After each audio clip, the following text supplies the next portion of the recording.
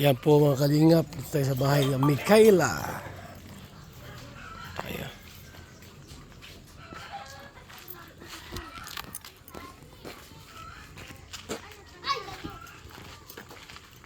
Buhangin pa rito.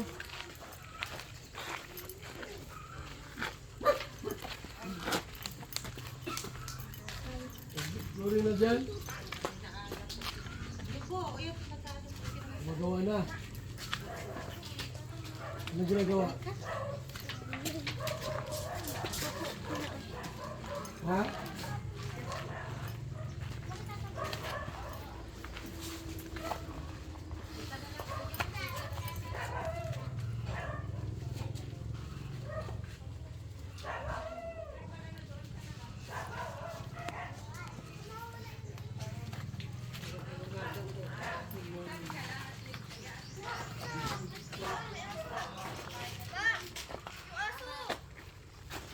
Wala, wala. May ano po, Kuya Bal, may sinat. Nandiyan po sa loob, sa kwarto. Kaya mo po at baka yun ay may maka-inlove, yung may sinat.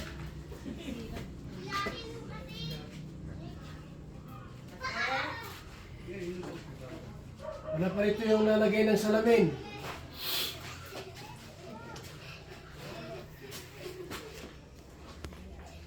Salamin na yan, nasukatan na yan eh.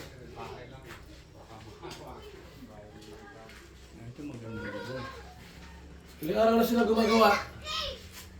Nagpunta po mga kayo Biyernes, ano, Sabado, Sabado, Lunes, Martes. Paapat po po niyan. Sabado, Lunes, Martes, Miyerkules. Miyerkules. Eh, 2,000 plus.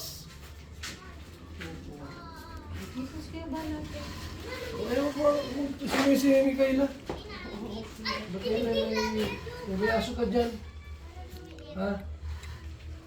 May aso dyan? Nakatayan ka dyan. Ayun po, Nakatayan ka dyan. Hindi po, nagluluwas po yan. Ordes pa lang bayaran. Gano'n yung isa? 600 po yan. 6, Saka 2, 4 plus 4 saka 2,000. 4, 4. Galing po kayo dito. Galing po kayo dito. Ay, sorry.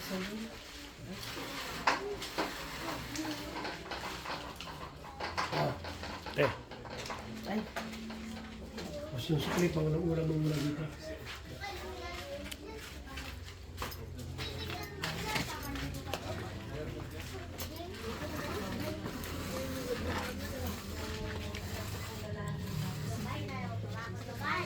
Yes. Unti-unti lang. May sukat naman ang salamin yan. Nakabit na lang yung salamin dyan.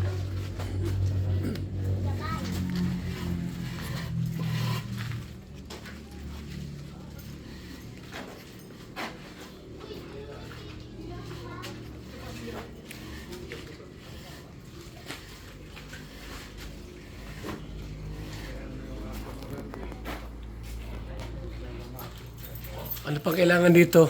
Pinto, ano na to? Tiles pa ito ay, engineer. Ilang tiles yun, engineer? May 100 tiles yan? Dapat yung tiles hindi madulas. Kasi baka madulas to. Ano?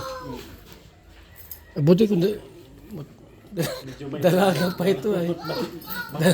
Dalaga pa yun, di ba pwedeng dapat yan ay magmadulas.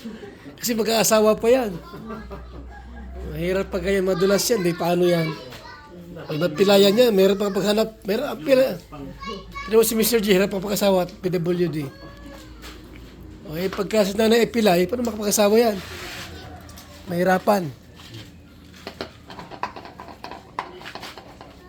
Lagyan ito, ano pala dito? Upuan. ano po yung ganon? Hmm. Ano pa, ikot? Ikot. O, kasi pag wala yun, yan, pangit naman. Yun po ang ano niyan, ang pinakang Saan? Saan? pasukan. Yan, pasukan. Dito. Pinapasukan. Diyan, dapat po sa ano, sa pinto. Dito ano yan? Upuan dito. Yan upuan oh. Upuan yan. Dito ang pasukan oh. Yan. Sabi. Gagawin daw, bagay itong ano, maikot. Kuya. Ito kuya oh. Lagi dito ng anak kuya oh. Upuan kasi pag mamaligaw kay nanay, may akit ligaw, may upo dito. Lang ano yan? Ano block siya? Yan dito oh. So baka may naman ligaw dito. Walang upuan yung manliligaw. Ano yan? Dito lang daan. Dito. Tatlong patong lang yata para mababa lang kakaupo. Ikaw matangkad na maging manliligaw niya.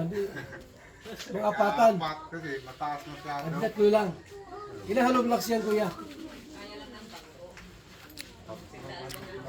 Kuya, ito kasi yung asawa niya buhay pa dati. Oo.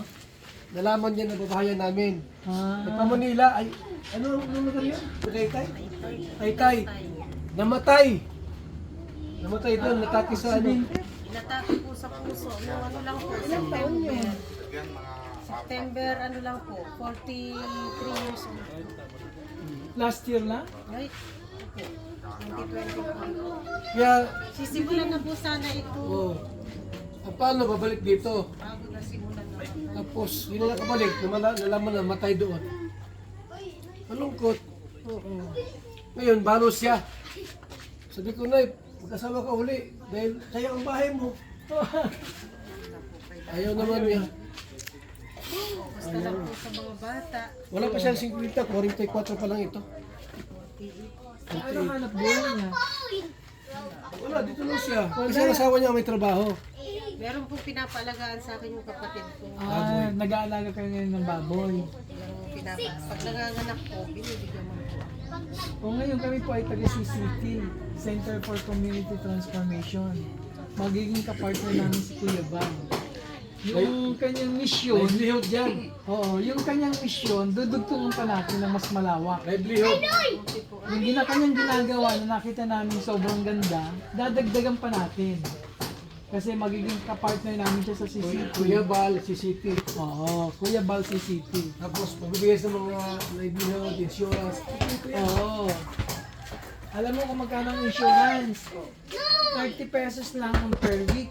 120 pesos per month. Ang coverage mo, pag may nangyari, katulad nung nangyari sa asawa mo, wala kang na-claim.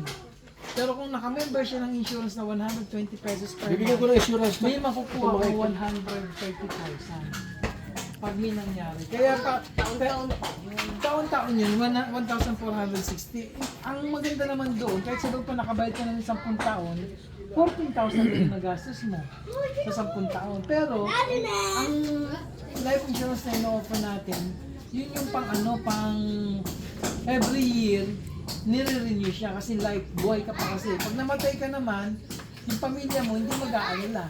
Kasi may magagamit na doon sa pagbili ng trabaho, pagbili ng lupa, ng paglilibingan, kompleto na siya.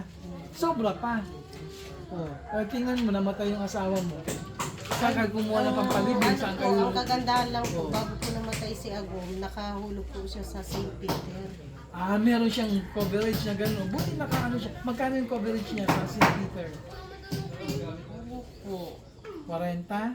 Po, 35 po. 35,000. Binayaran nyo ng 5 years.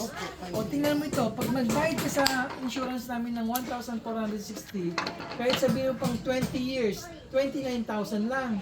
Pero, ang coverage mo, 130,000. Alin mas malaki? Sa inyo po. Oh, di ba? Eh, yung 35,000, inubos mo yung 35, di ba walang matitira? Nagamit po sa Gagamitin sa pagkain. patay yun.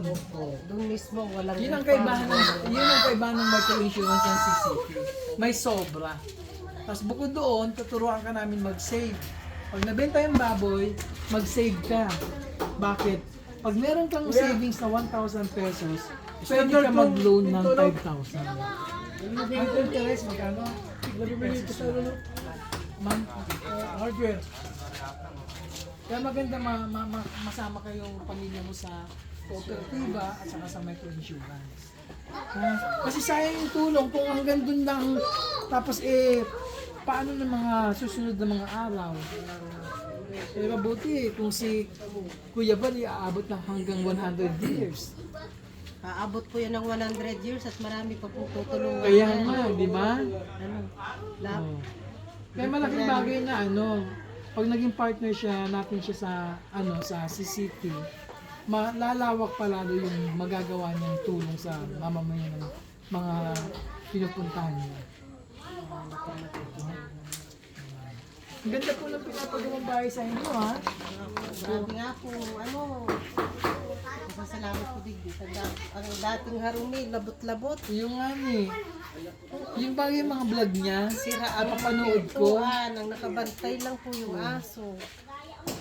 Paggabi, Buti may ginamit ang Diyos, Ang Malaking bahay nila bagay dati, bulok na yan. pag ginanya mo yung dingding, magiging Ang una ko nakita, yung anak na, naglalakad doon sa, nakulitan yun? Sa? Sa barangay sa looban dyan, nagkita ko niya. Oh. Naglalakad yung anak niya, tinanong ko. Nasa kayo nini, sabi ko, garito raw sila. Alam ko na doon na pwede matabangan. Pintahan ko sila. Blessing talaga. May asawa pa yan noong buhay pa, asawa Oo. nito. Blessing talaga ng Lord. Tapos namatay na gawa ng inatake yata Ngayon sa... yung blessing ngayon, pagyamanin natin. Huwag natin pabayaan masayang. parang si Lord na alam niyang mawawala na yung asawa ko. Dumating si Kuya Juan na siyang Ngayon, dumating pa kami sa CCT. Oh. Hindi lang ba ang mga magagawa sa'yo? Yung maiga-guide ka namin sa paano maghanap buhay. Kasi, may baboy, kinatay. Sa amin sa Manila, pag meron kami nagpaalaga kami at kinatay, alam mo kasi bumibili, mga empleyado ng CCT, kaya wala nang problema kung sino ang bibili. Hindi mo na kailangan magpwesto dun sa palengke. Ang gagawin yung kinakatay sa amin, kinikilo-kilo yun. Pag ito ba'y natapos na lahat, yung pintura na, may tiles na. Ang next kong program, yung asawa niya. Paasawahin ko pa ito. Kasi 48 pa lang ay, hindi pa mag-anak. Ay kasi pastor, kung ang mapapangasawa niya, mamahalin ba lahat ng anak niya? Kung hindi, paano na? Kami na kami. Ay, Sige, sige. salamat po kuya sa pagdaan po uli. God bless ha. Oh. Ingatan mo sa sarili mo. Maganda.